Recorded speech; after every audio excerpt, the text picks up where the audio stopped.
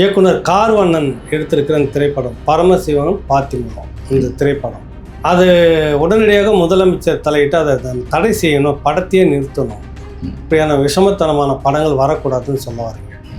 எந்த வகையில் அது இப்படியான தவறான படம், விஷமத்தனமான படம் அப்படின்னு எந்த வகையில் நீங்கள் அது முதல்ல எதிர்க்கிறீங்க? அதுக்கான அடிப்படை காரணம்? ஏன்னா இதுக்கு பின்புலம் ஆர்எஸ்எஸும் பிஜேபியும் இருக்குமோ என்ற ஒரு சந்தேகம் எங்களுக்கு எங்கே வருது அப்படின்னு சொன்னீங்க. மதம் மாறுறவனுக்கும் மாறாதவனுக்கும் ஏற்படுகிற நடுவில் இருக்கிற சண்டையை தான் நீ மத கலவரம்னு சொல்றான். இந்த வசனம் வைக்கிறதுக்கு என்ன நோக்கம் இருக்கு உனக்கு?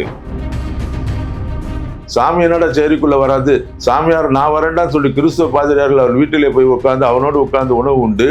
சேரிக்கு சாமி தானே வராது, சாமியோட கோயிலே வரண்டான்னு சர்ச்சை அங்கே கட்டினதால தான் அவன் சமத்துவத்தோடு அவனை ஏற்றுக்கொண்டான்.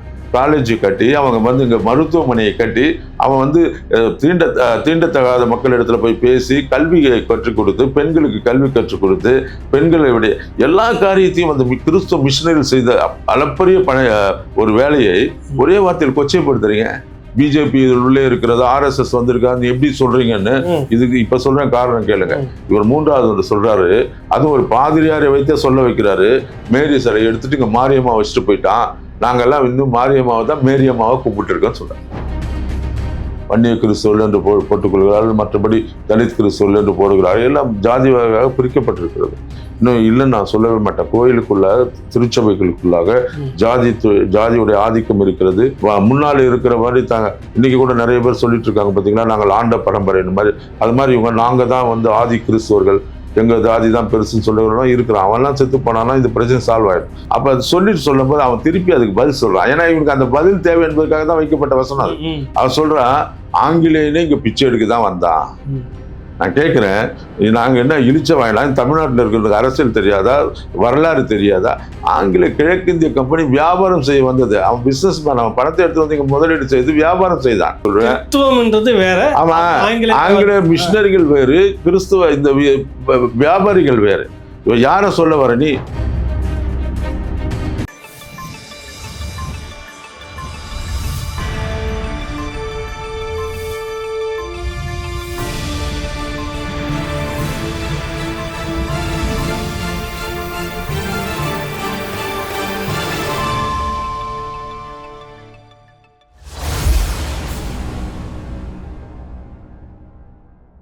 ராவணா பார்வையாளர்கள், தமிழ் உறவுகள் மற்றும் ராவணா நலவிற்கு வணக்கம். சிறுபான்மை மக்கள் நல கட்சியினுடைய தலைவர் பேராயர் சாம் ஜேசுதாஸ் நம்மோடு இருக்கின்றார். ஐயா வணக்கம். வணக்கம் ஐயா. நேற்று உங்கள் கொந்தளிப்பான ஒரு இதை பார்த்தேன் நான். இயக்குனர் கார்வண்ணன் எடுத்திருக்கிற இந்த திரைப்படம் பரமசிவனும் பாத்திமாவும். இந்த திரைப்படம் அது உடனடியாக முதலமைச்சர் தலையிட்டு அதை தடை செய்யணும், படத்தையே நிறுத்தணும், இப்படியான விஷமத்தனமான படங்கள் வரக்கூடாதுன்னு சொல்ல வரீங்க. எந்த வகையில் அது இப்படியான தவறான படம், விஷமத்தனமான படம் அப்படின்னு எந்த வகையில் நீங்கள் அது முதல்ல எதிர்க்கிறீங்க? அதுக்கான அடிப்படை காரணம்? அந்த எஸ்ஐசி கார்வண்ணன் என்ற அந்த சகோதரன் அவரே தயாரித்து டைரக்ட் செய்த அந்த படத்தினுடைய ட்ரைலர் போன மாதம் வெளியிடப்பட்டது. அந்த வெளியிடப்பட்ட நாளில் இருந்து கிறிஸ்துவர்கள் சில தலைவர்களிடத்துல நாங்கள் சொன்னோம், அது இதில் மனது நோகடிக்கிற மாதிரி வசனங்கள் எல்லாம் இருக்குது. ஏன்னா முழு ட்ரெய்லர் வெளியிடும் போது அதில் பார்க்கும்போது படத்துடைய கதை அம்சம் உள்ள இருக்கிற காட்சியெல்லாம் நமக்கு அதிகம் விளங்காது. இருந்தாலும் அந்த படத்தினுடைய நோக்கம் எப்படி இருக்குன்றது அந்த ட்ரெய்லர்லேயே நமக்கு தெரிஞ்சிடும். அதன்படி ஒரு இந்து பெரும்பாலான வாழ்கிற இந்து மக்கள் வாழ்கிற சுப்பிரமணியபுரம்னு ஒரு இடமும், கிறிஸ்துவ பெரும்பாலும் வாழ்கிற யாக்கோபுரம் என்ற ஒரு 2 ஊரை காட்டி இந்த ஊர் மக்களுக்கு வருகிற மத கலவரங்கள் பிரச்சனைகளை மையமாய் வைத்து தான் இந்த படம் எடுக்கப்பட்டது என்று அந்த ட்ரெய்லரை பார்க்கும்போது நாங்கள் உணர்ந்து கொண்டோம். அதில் ஒரு மத பிரச்சனையை உள்ளடக்கி ஒரு படம் எடுக்கிறாங்க. முதல்ல அது தேவையற்றது. இந்த இப்போ இருக்கிற சமுதாயத்தில் தமிழ்நாடு எல்லா இடங்களை காட்டிலும் வட இந்தியாவில் இருக்கிற இந்த ஆர்எஸ்எஸ் தீவிரவாதம், அந்த மதவாத கட்சிகளுடைய இதன் தாக்கத்திலே கிறிஸ்தவர்கள், சிறுபான்மை இஸ்லாமியர்களும் கிறிஸ்தவர்களும் பாதிக்கப்பட்டிருக்காங்க. தமிழ்நாட்டில் மட்டும்தான் கொஞ்சம் அமைதியாக இருக்கிறாங்க. அந்த அமைதியை கெடுக்கும்படியாக ஒரு திரைப்படம் எடுக்க வேண்டிய அவசியம் இல்லை. இந்த திரைப்படம் எதை காட்டுகிறது என்றால், தமிழ்நாட்டிலே அமைதியாக இருக்கிற தமிழ்நாட்டிலே கிறிஸ்தவர்களை அச்சுறுத்தி ஏன்னா இதுக்கு பின்புலம் வந்து ஆர்எஸ்எஸும் பிஜேபியும் இருக்குமோ என்ற ஒரு சந்தேகம் எங்களுக்கு எங்கே வருது அப்படின்னு சொன்னீங்கன்னா, எப்படி இல்லை இது எதுக்கெடுத்தாலும் ஒரு குற்றச்சாட்டு ஆர்எஸ்எஸ் பிஜேபி பின்புலமாக இருக்குமோ அப்படின்னு வைக்கப்படுறது பொதுவான ஒரு வழக்கமாகி விட்டது. இல்ல பொது இல்லை, உங்களை போல நான் இதை வந்து உங்களுக்கு நிரூபிச்சு காட்டுறேன். ஏன் அப்படி அதை வந்து ஏன் அது அந்த சந்தேகம் வருதுன்னா, நீங்க ஒரு திரைப்படம் எடுக்கிறீங்க, அந்த திரைப்படம் என்பது மக்களை மகிழ்விக்கவும் ஒரு மக்களுடைய அந்த சொல்லுவாங்க அவங்களுக்கு சந்தோஷத்தை ஏற்படுத்தவும், ஒரு டென்ஷனா இருக்கும், டென்ஷன் ஃப்ரீக்காகவும் சிரிப்புக்காகவும் எத்தனையோ சப்ஜெக்ட் இருக்கும்போது ஒரு இல்லாத ஒரு பொருளை கட்டாய மதமாற்றம் என்ற ஒரு வார்த்தையை வைக்கிறீங்க, காசு கொடுத்து ஆளை மாத்துறீங்கன்ற ஒரு வசனத்தை வைக்கிறீங்க. ரெண்டாவது வந்து கிறிஸ்துவர்களை கிண்டல் செய்யற மாதிரி 50 பைசா சாக்லேட்டும் ஒரு இத நோட்டீஸ் கொடுக்கறது நிறுத்த மாட்டியா அப்படின்னு. அது அவனுடைய மத கடமை, அவன் செய்துட்டு தான் இருப்பான். அதை கிண்டல் பண்றீங்க. இது இல்லாத இதுக்கு பின்புலம் என்ன இருக்குன்னு நாங்கள் ஏன் யோசிக்கிறோம்னா, ஒரு திரைப்படம் என்பது சமுதாயத்திலே வந்து அமைதியும் மக்களுடைய விழிப்புணர்வுக்காக எதுக்கோ எடுக்கலாம். ஆனா மக்களை தூண்டி விட்டு இல்லாத ஒரு காரியம், இதுல இந்த 3 காரியங்கள் நான் அடிப்படை குற்றச்சாட்டை வைக்கிறேன். ஒன்று, 2 ஊருக்கும் பிரச்சனை, 2 ஊர்லயும் வந்து கிறிஸ்துவர்களுக்கு இது அந்த மக்களுக்கு நடுவுல பிரச்சனை வருதுன்னு சொல்றான். இதுக்கு நடுவில் இஸ்லாமியரை வேற காட்டுறான். அது என்ன பிரச்சனை தெரியல, ஆனா அதை நான் தவிர்த்து விட்டு போகிறேன். கிறிஸ்துவர்களை வந்து அவன் குற்றப்படுத்தும் போது நீ அங்க சொல்ற ஒரு ஆள் பேரை சொல்லி இவர்கிட்ட காசை கொடுத்து நீ மதம் மாறுறவனுக்கும் மாறாதவனுக்கும் ஏற்படுகிற நடுவில் இருக்கிற சண்டையை தான் நீ வந்து மத கலவரம்னு சொல்றான். இந்த வசனம் வைக்கிறதுக்கு என்ன நோக்கம் இருக்கு உனக்கு? எங்க அப்படி பிரச்சனை தமிழ்நாட்டில் வந்துச்சு? எந்த இடத்துல கிறிஸ்துவனால் வந்தது? அது சொல்லணும் இல்லையா? அந்த எந்த நோக்கமே இல்லாத அடிப்படை நோக்கம். ஏன்னா நான் என்ன யோசிக்கிறேன், இப்போ வடநாட்டில் அங்க இஸ்லாமியர்களை தாக்கி இஸ்லாமியர்கள்லாம் பிரச்சனை கொடுத்து முடிச்சா, இங்க கிறிஸ்தவர்களுக்கு வந்து அடுத்து அவனோட டார்கெட் அது தமிழ்நாட்டில இருந்து ஆரம்பிக்கணும்னு நினைக்கிறீங்களா? எப்படி எதை வச்சு அதை நீங்க இதைதான் சொல்றேன். இந்த படத்துல ஒரு கிறிஸ்தவர்களை நீங்கள் வந்து குறி வைத்து தாக்குவதற்காகத்தான் இந்த 3 காரியம் இருக்கு. நம்ம 3ஐயும் ஒன்றொன்றா சொல்றேன், நீங்க அதை புரிந்து கொள்ள வேண்டும், லகுவாக புரிந்து கொள்வதற்காக. அடிப்படையிலே இதை ஏன் முதலமைச்சர்கிட்ட வைக்கிறேன்னா, முதல்ல வந்து திமுக அரசு இது வரைக்கும் கிறிஸ்துவனுக்கு ஒன்றும் செய்யல.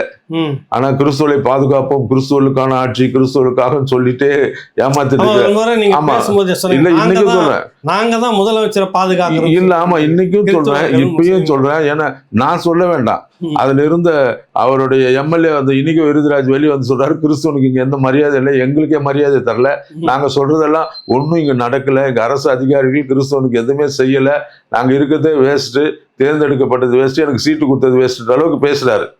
அவர் என்ன உள்நோக்கத்துல பேசுறாரு? அடுத்த முறை சீட்டு கண்டிப்பா வேணுன்றதுக்காக பேசுறாரா, இல்ல நான் எதுவுமே செய்யலன்ன போது திருப்பி திமுக வந்து எப்படி ஓட்டு கேட்பாருன்னு எனக்கு தெரியல. அது ஒரு பக்கம் இருக்கட்டும். அதனால இந்த ஸ்டாலின் அரசு இப்பயாவது விழித்து கொண்டு சிறுபான்மை கிறிஸ்துவர்களுக்கு ஏதாவது செய்யணும்னு நினைச்சீங்கன்னா இப்படிப்பட்ட சூழ்நிலையில எங்களோட நில்லுங்கள் தான் கேட்க வரும். அதுக்காக தான் உங்களோட இதுல நின்று இந்த படத்தை நிறுத்துங்கன்னு சொல்றேன். ஏன்னா பரமசிவன் கொடுத்து இதை பேசுறீங்க. ஆமா, பரமசிவன் பார்வதி என்ற திரைப்படம் தடை செய்யப்படும்ன்றது எங்களுக்கு நோக்கம் இல்லை. மறு தணிக்கை செய்து இப்படி இருக்கிற பிரச்சனை எடுத்துட்டு வேற போடு, இந்த வசனங்கள் எல்லாம் எடு. இதையே இது கொச்சைப்படுத்தல. என்ன 50 பைசா சாக்லேட் கொடுத்துட்டு இன்னும் அதே நோட்டீஸ் அடிச்சுட்டு வேலை செய்யணும், வேற என்ன வேலை செய்யணும் சொல்ற? உன்ன மாதிரி கோடிக்கணக்கில் பணத்தை அடிச்சுட்டு திருடி வச்சுட்டு இல்லை. நாங்க எங்ககிட்ட இருக்கிறத வச்சு நாங்க இருக்கிற மக்களுக்கு நான் நன்மை செய்யறதுக்காக ஏதோ செய்யறோம். இதையே கொச்சைப்படுத்துற நீ? அந்த படத்துல காட்டணும்னு அவசியம் என்ன இருக்கு சொல்றான். முதல் காரியம் 3 சொன்னேன்னு. முதல் காரியம் இவன் மதமாற்றம் சொல்றான். கட்டாயமா நீ இவன்கிட்ட காசு கொடுத்து மதம் மாத்தினு. ஜெயலலிதா அவர்கள் கிறிஸ்துவலுக்கு விரோதமாக கட்டாய மதமாற்ற தடை சட்டம்னு ஒன்று கொண்டு வந்து 4 வருஷம் வச்சிருந்தாங்க இங்க தமிழ்நாட்டுல. ஒரு ஆளு அரெஸ்ட் பண்ணல, ஒரு கேஸ் போடல, ஒரே ஒரு கேஸ் போட்டாங்க, அதை கூட கன்வெர்ட் பண்ண முடியல, கோர்ட்ல வந்து தள்ளுபடி பண்ணிட்டா. ஏன்னா இங்க கட்டாயமா மதமாற்றம் இல்லை. இங்க வந்து ஜாதி அடிப்படையில் வன்மமா இருந்தது. தீண்டாமையில கோயிலுக்குள்ள போனவனை தொடுத்துறான், தலித்து நீ உள்ள வரக்கூடாதுன்றான், கோயில கழிவுறான். இன்னைக்கு வரைக்கும் கூட உங்களுக்கு தெரியும் மேல் பாதியில என்ன நடந்தது, இங்க இன்னும் என்ன வன்கொடுமை இருக்கிறதுன்னு. இதையெல்லாம் தாண்டி அவர் கிறிஸ்துவ அன்பினாலே கிறிஸ்துவ மிஷினரிகள் வந்து காட்டின அன்பு நோக்கத்தாலே அவங்க மக்கள் வந்து தன்னிச்சையாக அவர்கள் வந்தவர்கள் தான். யாருக்கா இப்ப கட்டாயமா ஒருத்தரை மாத்தி இருந்ததுன்னா பணம் கொடுத்து மாத்தா அவன் 1 லட்சம் ரூபாய் கொடுத்து மாத்தா நீ 2 லட்சம் கொடுத்தா உங்ககிட்ட வந்திருப்பானே, ஏன் வரல? அப்ப வராததுக்கு என்ன காரணம்? நீங்கள் இது வந்து பொய் குற்றச்சாட்டு. அதை வந்து இந்த பணம் நீங்க கொடுத்து மாத்துறீங்க, வந்திருப்பானே. அப்படி பணத்துக்காக போகிறவனா இருந்தால் 1 லட்சம் ரூபாய்க்கு போனவன் 2 லட்சம் ரூபாய் கொடுத்தா உங்ககிட்ட வந்திருப்பானே.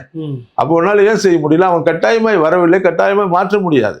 யாரையும் பணம் கொடுத்தோ எது கொடுத்தோ மாற்ற முடியாது. அவன் தன்னுடைய ஜாதி தீண்டாமை கொடுமையினாலும் இங்க இருக்கிற ஜாதி வன்மத்தினாலும் கடவுளுக்குள்ள எந்த கோயிலுக்குள்ள என்ன விட மாட்டேன்றான், கோயிலுக்குள்ள போக முடியாது, கோயிலுக்குள் சாமி வராத போது, சேரிக்குள் சாமி வராத போது, சாமி என்னடா சேரிக்குள்ள வராது, சாமியார் நான் வரேன்டான்னு சொல்லி கிறிஸ்துவ பாதிரியார்கள் அவன் வீட்டிலே போய் உட்காந்து அவனோடு உட்கார்ந்து உணவு உண்டு, சேரிக்கு சாமி தானே வராது, சாமியோட கோயிலே வரண்டான்னு சர்ச்சை அங்க கட்டினதால தான் அவன் சமத்துவத்தோடு அவனை ஏற்றுக்கொண்டான். அப்படி அவன் ஒற்றுமையா இருந்த அந்த ஒரு சமத்துவமுள்ள ஒரு மதத்தை அதெல்லாம் ஏற்றுக்கொண்ட அந்த மதத்தை இனி கொச்சைப்படுத்துவதற்காக முதலாவது இப்படி ஒரு காரியத்தை திணிக்கிறீங்க. ஒண்ணு. 2வது காரியம், அதுல சொல்றாரு 10 பைசா 5 பைசா சாக்லேட் எல்லாம் கொடுத்து நோட்டீஸை காமிச்சு இன்னும் நீ திருந்தலையா அப்படின்னு கேட்கிறாரு. இது என்ன கிண்டல்னு கேட்கிறேன். இதை வேற மதத்துல சொல்லிவிடுவியா நீ? ஒரு இஸ்லாமியரை பார்த்து சொல்லிவிடுவியா நீ? வேற இப்ப நான் இந்துவை பத்தி சொன்ன நீ சும்மா இருப்பியா?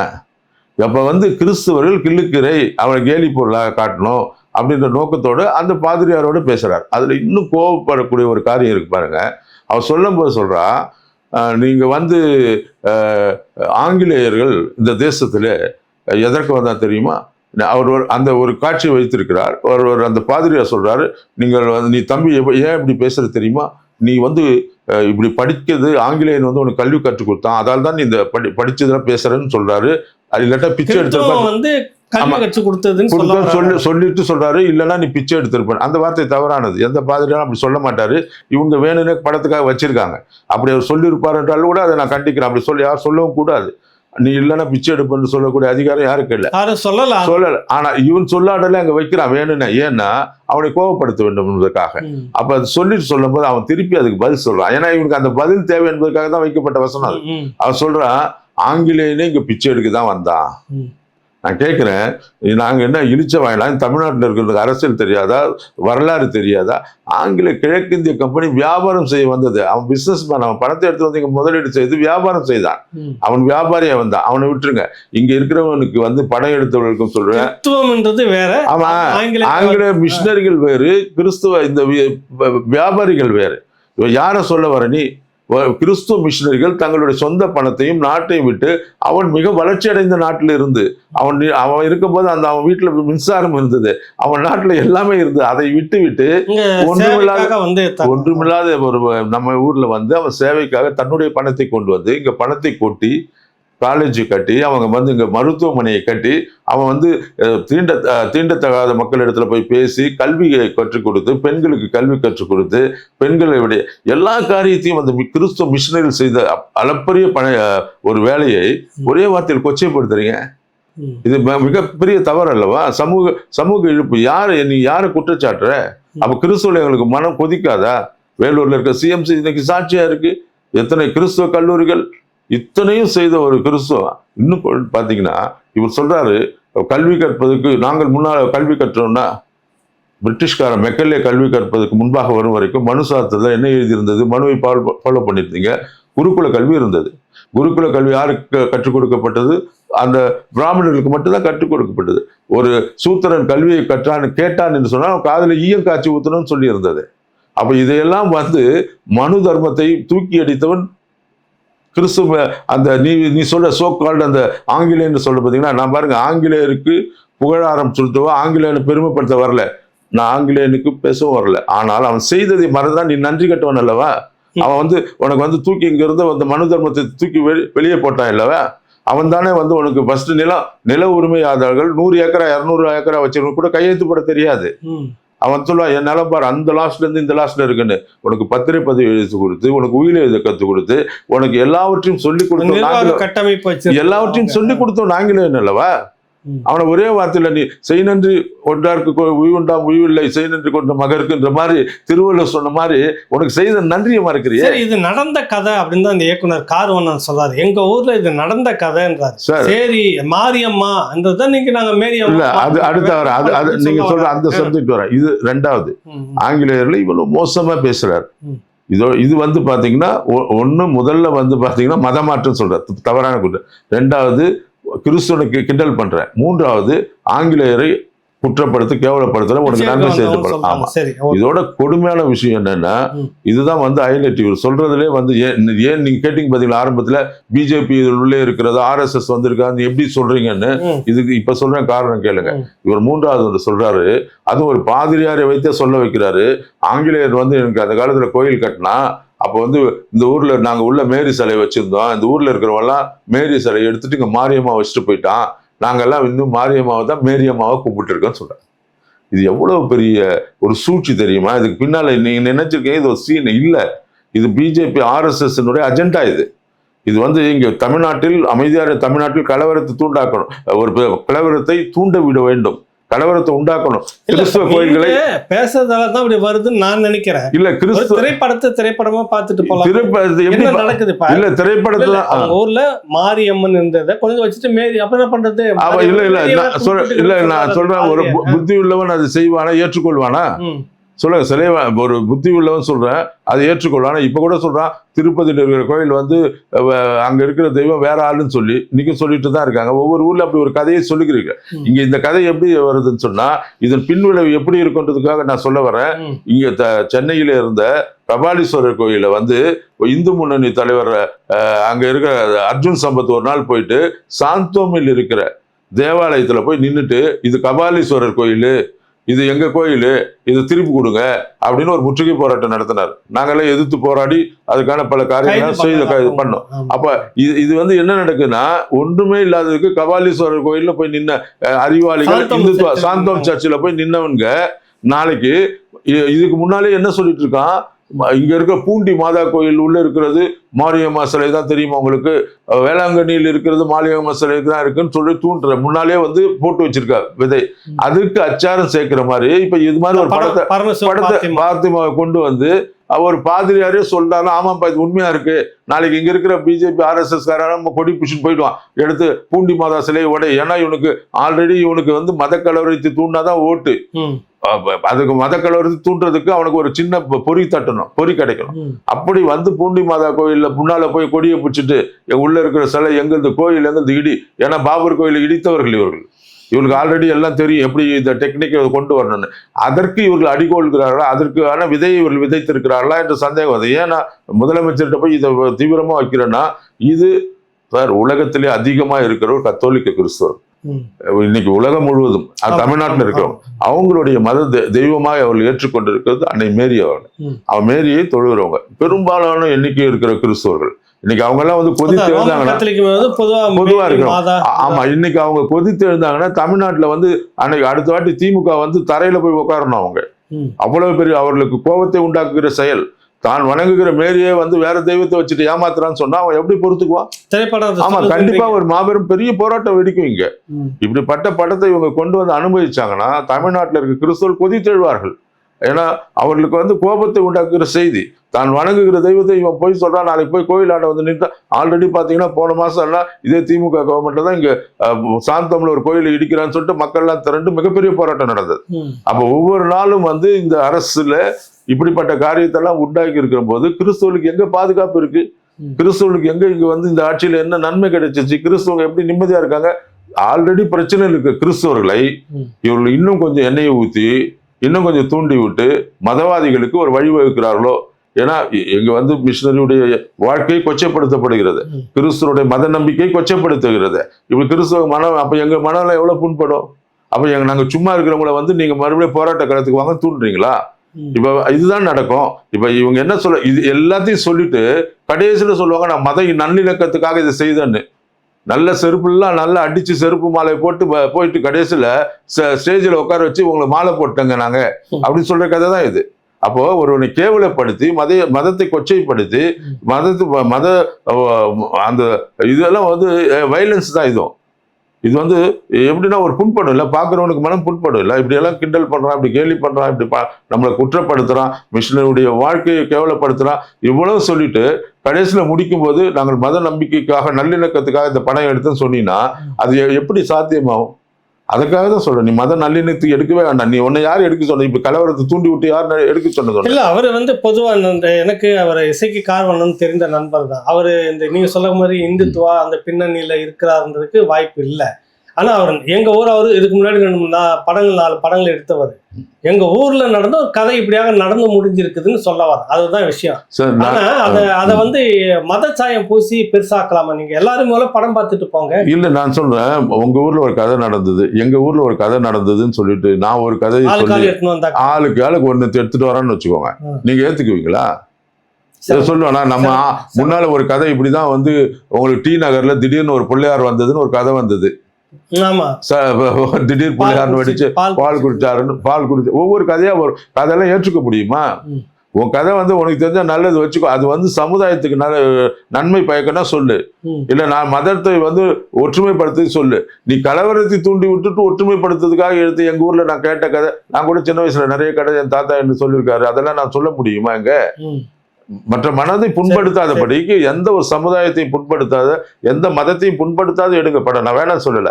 நான் இப்ப கூட என்ன சொல்றேன், படத்தை முழுமையாய் தணிக்கை செய்து எங்களுக்கு பிரச்சனை இல்லாத மாதிரி தணிக்கை குழு பார்த்து அது ரிவ்யூ கமிட்டிக்கு அனுப்பி ரிவ்யூ கமிட்டி பார்த்த பிற்பாடு தான் படத்துக்கு வந்து இந்த சான்றிதழ் கொடுத்துருக்கு. அதுதான் சொல்றேன், அங்க மேல உட்கார்ந்து இருக்கிறவன் தான் அதை பாக்குறான்.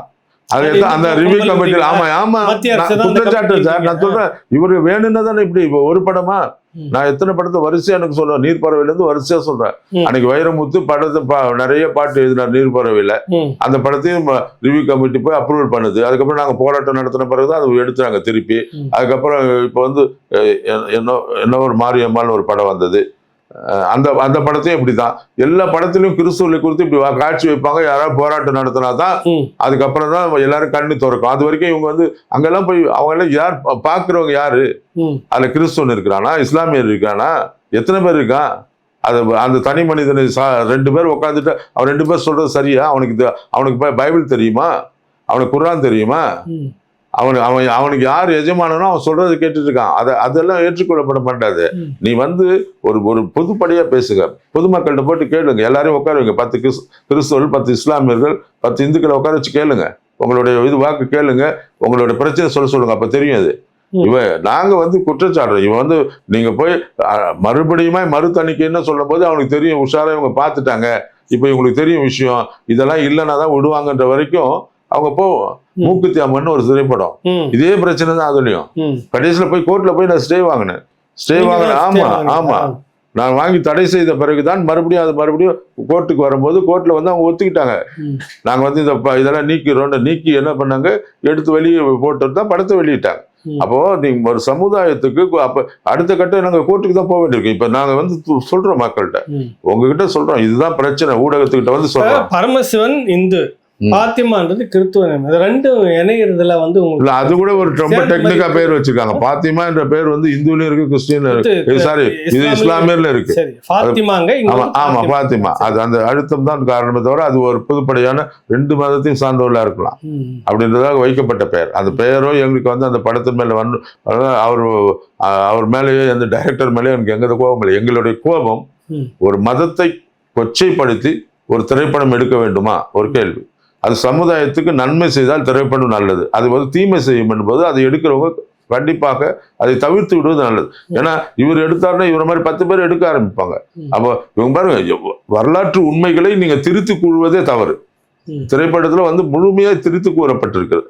அதை நாங்க பார்த்து ட்ரெய்லர் இன்னொரு இந்த ரிவ்யூ பார்த்து ஒருத்தர்கிட்ட கேட்டேன். நான் ஒருத்தர் தொலைபேசியில கேட்கும்போது அவர் சொன்னாரு, இந்த படம் முழுவதுமே இந்த 2 கிராமத்திலே நடக்கிற அடித்தடி பிரச்சனைக்கு முன்வைத்துதான் கதை நகர்கிறது. அவர் என்கிட்ட சொல்றதுக்கு சில காரியங்களை வந்து மறைத்திருக்கலாம். ஏன்னா அவருக்கு ஒருவேளை நான் ஊடகத்துல சொல்லிவிடுவேன், ஏதோ பிரச்சனை இல்லை, அவர் சொல்லல.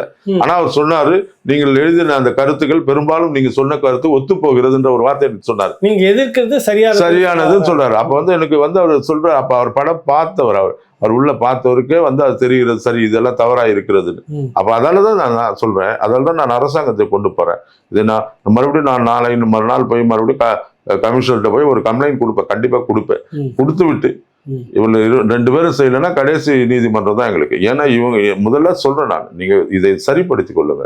நீங்க அப்படி ஒரு குற்றப்படுத்துகிற ஒரு மாதிரி இது மாதிரி காரியம். சரி, இதை நான் ஒரு யதார்த்த கேள்வி இது. நீங்க இப்போ இவ்வளவும் பேசிட்டு வரீங்க, மத மாற்றம் வந்து இந்த மாதிரியான ஒரு சூழ்நிலை இந்த மதத்துல ஒதுக்கி வச்சிருந்தாங்க. அவங்க வந்து நேரா சாமி உன் தெருவுக்கு வர்றதுனால நான் சாமியாராகவே உன் தெருவுக்கு வரேன், கோயில் என்ன உன் இடத்துல நான் வந்து சர்ச்சை கட்டணும்லாம் சொல்ல வரீங்கல்ல, இதெல்லாம் சொல்லியிருக்கீங்க, எல்லாம் சரி. இன்னைக்கு கிறிஸ்துவ மதத்துக்குள்ளாகவே இந்த ஒடுக்கப்பட்ட கிறிஸ்தவர்களும் தனியா இருக்குது, தனியா அவங்களுக்குன்னு ஒரு ஆலயத்துல 2ஆ பிரிச்சு வைக்கிற இடமும் நடக்குது, சுடுகாட்டுல 2ஆ பிரிச்சு, அங்கேயே இன்னைக்கு இந்த நிலைமை இருக்குது. என்ன அவங்க எங்க போவாங்க? ஆமா, இப்போ இது எல்லா மதத்திலும் எல்லா ஜாதி ரீதியாக நான் உண்மையா கண்டிக்க நான் சொல்றேன், ஜாதி ரீதியாக இன்னும் கிறிஸ்தவர்கள் பிரிந்திருக்கிறார்கள், அதுல மாற்று கருத்தே இல்லை.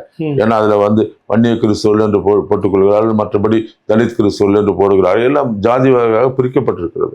இன்னும் இல்லைன்னு நான் சொல்லவே மாட்டேன். கோயிலுக்குள்ள திருச்சபைகளுக்குள்ளாக ஜாதியுடைய ஆதிக்கம் இருக்கிறது.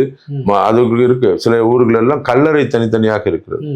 சில ஊர்ல எல்லாம் ஆலயங்களிலே ஆராதனை வேற இடத்துல. இது வெக்கப்பட வேண்டிய செய்தி தான். ஆனா அது நான் மறுக்கல. நான் இங்க போய் இல்ல நாங்கெல்லாம் அப்படி இல்லைன்னு போய் சொல்லல. இருக்கு, அதை மாற்றிக்கொள்ள வேண்டும். கிறிஸ்துவ பாருங்க, எல்லா இடத்திலும் நல்லவர்கள் இருக்கா, கெட்டவர்கள் இருக்காங்க. கிறிஸ்துவ சமுதாயத்துல அப்படிப்பட்ட இருக்காங்க. இவங்க எல்லாம் பழமைவாதிகள். இவங்கெல்லாம் நீங்க மாறிட்டு வரணும். அவங்கெல்லாம் அவங்க நிறைய ஊர்ல எல்லாம் அந்த மாதிரி ஆட்கள் இல்லாத போது, அவங்க மறைந்த போது ஆட்டோமேட்டிக்கா பிரச்சனைக்கு சால்வ் ஆயிட்டு வருது. ஏன்னா அவங்க முன்னாள் இருக்கிற மாதிரி இன்னைக்கு கூட நிறைய பேர் சொல்லிட்டு இருக்காங்க பாத்தீங்களா, நாங்கள் ஆண்ட பரம்பரை இந்த மாதிரி. அது மாதிரி இவங்க நாங்க தான் ஆதி கிறிஸ்தவர்கள், எங்க ஜாதி தான் பெருசுன்னு சொல்றவங்களாம் இருக்கிறான். அவன்லாம் செத்து போனானா இந்த பிரச்சனை சால்வ் ஆயிடும். ஏன்னா அப்படித்தான் வேரூன்றி இருக்கிறது. இங்க புது சமுதாயம், இளைஞர் சமுதாயம் வரும்போது இன்னைக்கு தீண்டாமை என்பது முழுமையாக ஒழிக்கப்பட்டது, ஜாதி வன்மம் ஒழிக்கப்பட்டது, எல்லாரும் சரிசமமா உட்காரோம். தேட்டர்ல போனா ஒன்னா உட்காந்து படம் பார்க்குறான், ஹோட்டல்ல போது ஒன்னா பக்கத்துல தான் உட்காந்து எல்லாம் ஒன்னா சாப்பிட்றான். கல்யாண வீட்டுல போனாலும் எங்க போனாலும் லைன்ல நின்னாலும் டிக்கெட் வாங்கணும். ஏர்போர்ட்ல போனா லைன்ல தான் நிக்கணும். முன்னால இருக்கிறோம் எந்த ஜாதி. இப்படி எல்லாரும் சமத்துவத்துக்கு விட்ட பிறகு அவர்கள் திருந்த வேண்டும். ஆனா சில ஜென்மங்கள் இன்னும் திருந்தாது இருக்குது. அதெல்லாம் திருந்தினால் மாறும். இப்ப நாங்க அதுதான் அந்த மாதிரி இருக்கிறது இல்ல, அது திரைப்படத்தை நீ தான் சொல்ற அப்படி அந்த கருத்து இல்லை. நான் இதுல உங்களுக்கு முன்னாலே சொன்னேன், இது கோயிலை இடிக்க வேண்டும் என்ற ஒரு கருத்து. இதுல பாத்தீங்கன்னா உங்களுக்கு வன்மை அதை கிண்டல் பண்ணணும்னு அவசியம் இல்லையே. அது வேற மாதிரி சொல்லலாமே. நீங்க சொல்லாம இது எத்தனையோ திரைப்படங்களிலே விவேகானந்தர் சொல்லுகிறார், இவர் இயேசு கிறிஸ்துனுடைய காரியங்களை குறித்து பேசுறாருன்றதால விவேகானந்தர் கிறிஸ்துவா மாறிட்டான்னு சொல்ல முடியாது. அவர் நல்ல கருத்தை ஏற்றுக்கொண்டு பேசினார். அப்ப நல்ல கருத்தை தான் அவர் வெளியே சொன்னார். அப்ப உங்களுக்கு ஒரு மனிதனுடைய நல்ல கருத்துக்களை ஒரு இது சார், கிறிஸ்துவம் என்பது இன்னைக்கு பெரிய உலகளவில் பெரிய மதமாய் பரவிவிட்ட ஒரு காரியம். இன்னைக்கு அதனுடைய அடிப்படை தத்துவத்தை ஏற்றுக்கொண்டு பலர் இருக்கிறாங்க. அவங்க எல்லாமே என்ன பார்ப்பாங்கன்னா அந்த மதத்துடைய மேன்மையை தான் பார்ப்பாங்க.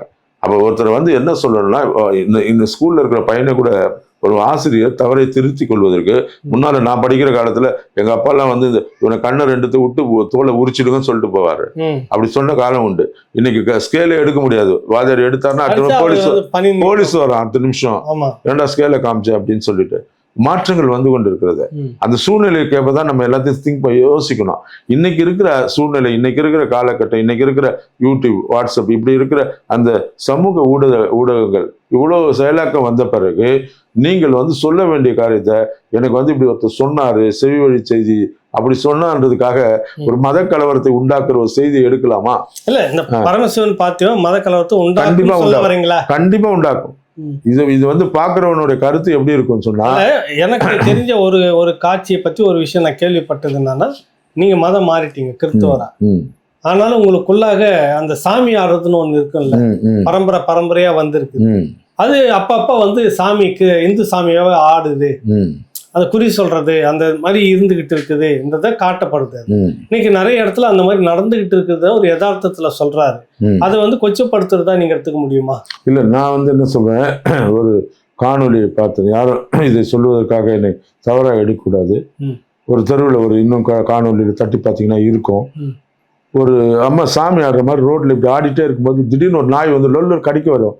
கடிக்க வச்சா சாமியெல்லாம் போய் டக்குன்னு நின்று பயத்துல ஒதுக்கி நிற்பாங்க. அது டக்கு நாய் போன பிறகு மறுபடியும் ஆடுவாங்க. கொச்சைப்படுத்துவா சொல்லவில்லை, நான் பார்த்த காணொலி சொல்லுவேன். அதை வச்சுட்டு நான் அதை வச்சுட்டு நான் கடவுளே இல்லைன்னு ஆர்கியூ பண்ணிட்டு இருக்க முடியுமா? நீ வணங்குற சாமி தப்பான்னு சொல்ல முடியுமா? முடியாது. இன்னைக்கு அவனுக்கு தெரிஞ்சு ஒருத்தன் பார்த்தவன் எடுத்து போட்டான். அது மாதிரி காரியங்களை தான் இவங்க செய்யறாங்க. நான் அந்த படத்துல அந்த ட்ரைலர்ல கூட இருக்கு, நம்ம போக வேண்டியது சர்ச்சுக்கு போனோம், நீ ஏதோ இதுக்கு போனோம்னு சொல்லிடுற மாதிரி ஒருத்தர் ஆடுற மாதிரி ஒரு சீன் கூட அதுல இருக்கு. எனக்கு அது புரியல. எனக்கு அப்போ நீங்க இப்ப சொல்றதால தெளிவா யோசிக்கலாம். நம்ம திருச்சபைக்கு போனோம், நீ ஏதோ அவர் ஏதோ வேட்டைக்கு போனோமோ ஏதோ ஒரு இடத்துல சொல்ற மாதிரி, கருப்பு சாமி மாதிரிக்கே போகணும் சொல்ற மாதிரி அவர் ஆடுற மாதிரி ஒரு காட்சி கூட நான் பார்த்தேன். நான் என்ன சொல்றேன், நீங்கள் ஒரு சமுதாய மாற்றத்துக்காக ஒரு படம் எடுத்தீங்கன்னா நான் வரவேற்கிறேன். ஆனால் யார் மனதையும் புண்படுத்தாம எடுங்கன்னு சொல்றேன். ஏன்னா கிறிஸ்தவம் என்பது அன்பு நிறைந்த ஒரு சமூகம், அன்பை காட்டி தான் இருக்கு. இது இங்க இருக்கிற ஆல்ரெடி பார்த்தீங்கன்னா இங்க இருக்கிற இந்துத்துவவாதிகள், இந்துக்கள் இல்லை, இந்துத்துவவாதிகளால் கிறிஸ்துவ சபை மிகவும் பாதிக்கப்பட்டிருக்கிறது. கிறிஸ்துவ செய்த அந்த நன்றிக்கு பதிலாக இன்னைக்கு கிறிஸ்துவ மேல் கல்லடிக்கப்படுகிறோம். திருச்சபை கூட்டப்படுகிறது. அநேகர் திருச்சபை நடத்த விடாதபடி தடுக்கிறாங்க. இப்ப நடக்குதுன்றீங்க? இப்ப நடக்குது. உங்களுக்கு பாதுகாப்பு ஆமா, நூற்றுக்கணக்கான திருச்சபை தமிழ்நாட்டுல பூட்ட. அதுக்காக தான் சொல்றேன், திமுக ஓட்டு போட்டு ஆட்சி உங்களுக்கு பாதுகாப்பான ஆட்சின்னு சொல்லிட்டு தான் நீங்க நம்பி ஓட்டு போட்டீங்க. அதுதான் நம்பி ஓட்டு போட்டு தானே எல்லாம் தலையில கை வச்சு. அதான் அதுக்குதான் ஆரம்பத்திலே உங்களுக்கு சொன்ன அந்த திமுகவுடைய எம்எல்ஏவாக இனிகோ இருதராஜே சொல்றாரு, நான் சாட்சி இல்லை. சாமுவேல் சார் சொல்லும் போது நீ நம்பல. அவரே சொல்றாரு திமுக ஒண்ணும் செய்யாது. நான் சொல்றேன், ஸ்டாலின் சொன்னாவே அதிகாரி செய்யவில்லைன்னா அப்ப ஸ்டாலின் எதுக்குன்னு கேட்கிறேன். உன்னால ஒரு முதலமைச்சராக இருந்து ஒரு நாள் ஒரு அதிகாரி இடத்தில் வேலை செய்ய முடியாவிட்டால் நீ ஒரு சரியான முதலமைச்சரே இல்லையே, அந்த தகுதி இழந்துட்டாயா? அப்ப அவர் சொல்ற வார்த்தை, நான் சொல்லலை. இதை அவர் சொல்றாரு, ஸ்டாலினுக்கு அவர் சொல்றாரு, ஆனா அதிகாரிகள் செய்யல. அப்ப ஸ்டாலின் ஆந்திரா முதலமைச்சரா இல்ல கேரளா முதலமைச்சரா? அப்ப அதிகாரிகள் இந்துத்துவ பேச்சு கேட்கறவங்களா இருக்காங்களா? அவர் நாங்க இன்னெபிலிட்டின்றாரு. எங்களுக்கு அந்த எபிலிட்டி கிடையாது. அதிகாரிகள் எங்கள் பேச்சை மதிக்கிற அளவுக்கு எங்கள் முதலமைச்சர் இல்லைன்னு அவர் சொல்ல வரான்னு நினைக்கிறேன். ஆனா அவர் கருத்து அப்படிதான் இருக்கு. மறுபடியும் அவருக்கு திருப்பி ஓட்டு கேட்டாருன்னா மக்கள் என்ன யோசிப்பாங்க? முதல்ல ஒரு வாட்டி ஓட்டி போட்டு ஒரு முதலமைச்சர் அவர் சொன்னதே செய்யலன்னா திருப்பி ஒரு திமுக என்ன ஓட்டு கேட்பாரு? நான் நினைக்கிறேன் அவர் திமுக வெளியே போய் விஜய் கட்சியில சேர்றதுக்கு ஏதோ அடி போடுறாருன்னு நினைக்கிறேன். என்ன நடக்கிறது? இன்னைக்கு இருக்கிற ஆட்சியாளர்கள், அரசாங்கம் வேறாக நடந்து கொண்டிருக்கிறது, முதலமைச்சர் வேறாக இருக்கிறார். இவருடைய கண்ட்ரோல்ல எதுவும் இல்லைன்றது இது காட்டுகிறது. ஏன்னா இங்க தமிழ்நாடு அமைதியா இருந்த ஒரு தமிழ்நாட்டுல இன்னைக்கு இருக்கிற பாருங்க, லஞ்சம், ஊழல், திருட்டு, அரசியல் தலைவர்களுடைய கொள்ளையடிக்கிறார் எல்லாமே 100 கோடி 500 கோடி 1000 கோடின்றான். ஆமா, சாதாரணமா இங்க நம்ம ஒரு 1 கோடியை சம்பாதிக்கிறதே வாழ்க்கை முழுவதும் போராடி இருக்கோம். இப்ப இன்னைக்கு சாதாரணமா சொல்றான் 100 கோடி, அதுல அபின்ல திருடிட்டாரு, இதுல திருடிட்டாரு, 1000 கோடி திருடிட்டாரு, ஒரு இரவு பார்ட்டிக்கு 400 கோடி செலவு பண்ணி என்ன நடக்குதுன்னு தெரியல. திமுக ஆட்சி சொன்னா திமுக ஆட்சி ரொம்ப ரொம்ப நல்ல ஆட்சி சொன்னாங்க. இதெல்லாம் சொல்லி இப்ப இதுல உங்களுக்கு ஆதரவா நிக்க வேண்டியது கிறிஸ்துவ சமுதாயம் தான். நீங்க இந்த மாதிரி பகச்சிக்காதீங்க. இல்ல, இப்ப நாங்க தான் கடைசி ஒரு நம்பிக்கை உங்களுக்கு. 18% ஓட்டு நம்பிக்கை நீங்க தான். ஆமா, பின்ன 18% எங்களை நம்பிதான் இருக்கிறீங்க. நீங்களே உங்களுக்கு சூனியம் வச்சுக்காதீங்கன்னு சொல்லுவாங்க. படத்தை நீங்க தயவு செய்து ஆமா எங்க கிறிஸ்துவர்களை இல்ல இன்னொரு முக்கியமான செய்தி சொல்றேன். இன்னைக்கு ஏன் அப்படின்னா, நான் ஏன் இதுக்காக மேரிக்காக சொன்னேன், நான் ஆர்சி திருச்சபை கத்தோலிக்க திருச்சபை சொன்னேன்னா, நம்ம இன்னைக்கு அவைத்தலைவராக இருக்கிற அப்பாவு சொல்றாரு, கத்தோலிக்க கிறிஸ்துவ மீட்டிங்ல சொல்றாரு, மக்களே இது உங்களுடைய ஆட்சி, உங்களுடைய முதலமைச்சர். கத்தோலிக்க திருச்சபை தான் அவருக்கு கிறிஸ்துவத்துல இருக்க வித்தியாசமே தெரியல. அவருக்கு தனியா ஒரு வீடியோ நான் போடணும்னு வச்சிருக்கேன். அவரு ஒரு கத்தோலிக்கர் தான் இங்க கிறிஸ்துவனா நினைச்சிட்டாரு. கத்தோலிக்க மிஷினரி தான் இங்க இருந்த பல மிஷினரிகள் கத்தோலிக்கர்கள் கிடையாது. ஆனா சொல்றாரு இது உங்கள் ஆட்சி. ஏன்னா அவங்க சீட்டும் கத்தோலிக்கர்கள் தான் கொடுப்பாங்க, மைனாரிட்டி சேர்மனாலும் கத்தோலிக்கர்கள் தான் கொடுப்பாங்க. மத்த எந்த கிறிஸ்துவம் அவங்க கண்ணுக்கு தெரியாது. அது இந்த கிறிஸ்துவ மக்கள், பெண்டிகாஸ்ட் மக்கள் அவங்களுக்கு வரலாறு தெரியாது. பாக்குற கிறிஸ்துவ மக்களுக்கு வரலாறு தெரியணும். இன்னும் முட்டாளுங்களுக்கு ஏன் ஓட்டு போடுறோன்னு அவர் சொல்றாரு. கத்தோலிக்க கிறிஸ்துவ இல்லாவின் அடித்தளத்தில் தான் இந்த ஆட்சி கட்டப்பட்டிருக்கிறது.